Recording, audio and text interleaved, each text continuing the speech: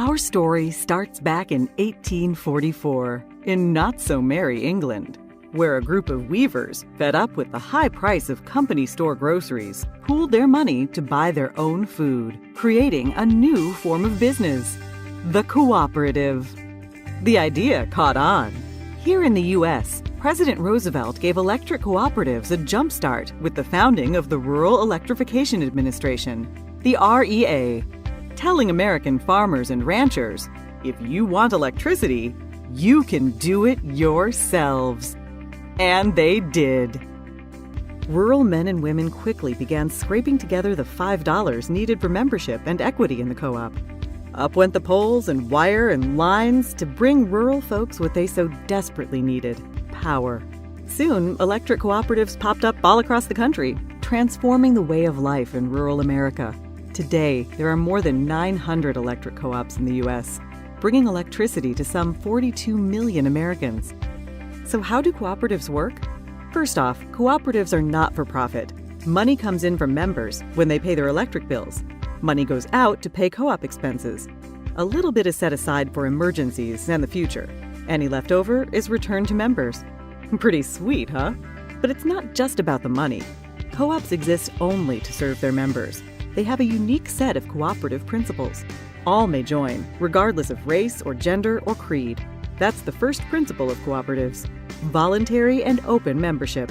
Members vote for the directors to lead their co-op. They vote yay or nay on big issues. Majority rules. That's the principle of democratic member control. Everyone pays a little money to become a member. An owner. We call that principle participating economically. Cooperatives believe and invest in education, training, and information. That makes them smart and sets them apart.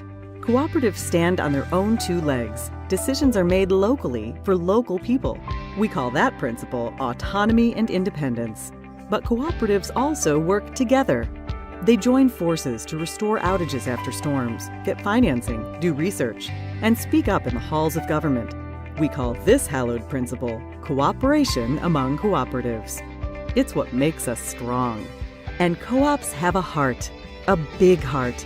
They help kids and industries and communities to grow. They give to hospitals and fire stations, ballparks and businesses. Cooperatives deeply demonstrate this principle: concern for community. Community's a cool concept. Communities are just groups of people. And that is the cooperative's secret ingredient. It's the dedicated people who work day in and day out to provide reliable and affordable power. It's the elected people who shape the policies and tackle the big issues. For the most important group of people, the members. Members, the whole reason cooperatives exist. Now that's the cooperative difference. And that's the cooperative advantage. Brought to you by the passionate people of NRECA.